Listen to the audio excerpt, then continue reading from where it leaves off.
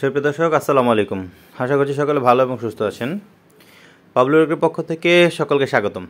সুপ্রিয় দর্শক, আজকে আমি আপনাদের সামনে নিয়ে এসেছি একটি হলস্টেইন ফ্রিজিয়ান বকনা। এই বকনাটি মূলত একটি জার্সি গরুর পেট থেকে ওর জন্ম।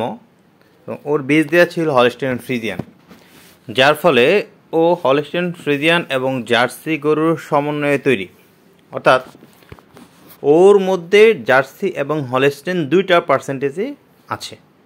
তো গরুটির তলাবাট মাশাআল্লাহ খুব সুন্দর। আমি দেখিয়ে দেওয়ার চেষ্টা করছি যে আসলেই সুন্দর।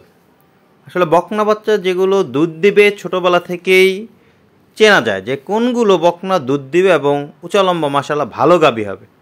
এই যে বকনাটি দেখছেন, এই বকনাটির মধ্যে একটি হলস্টেইন ফ্রিজিয়ান গরুর মাশাআল্লাহ যে বৈশিষ্ট্য থাকা দরকার সম্পূর্ণ বৈশিষ্ট্য আছে।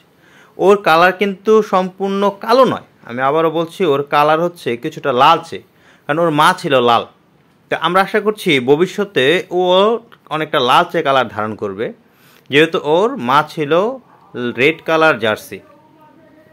তো এই বকনাটার যদি বৈশিষ্ট্য বলি, তাহলে এর পায়ের খুঁড়োগুলো সাদা, লেজটা দেখেন মাশাআল্লাহ ছোট এবং গলাটা চিকন। হ্যাঁ, পিঠটাও মাশাআল্লাহ অনেক সুন্দর, একবারে স্ট্রেইট। হ্যাঁ, পিঠটা স্ট্রেইট।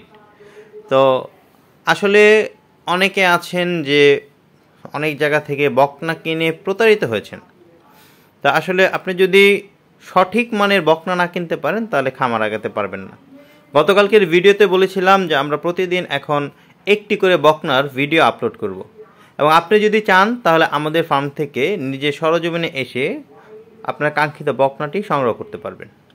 তো আজকে এ পর্যন্তই। ভালো থাকবেন, সুস্থ থাকবেন, আমাদের বাবুল এগ্রোর সাথেই থাকবেন, এবং নতুন নতুন গরুর আপডেট পেতে আমাদের চ্যানেলটি সাবস্ক্রাইব করে রাখুন। আসসালামু আলাইকুম, আল্লাহ হাফেজ।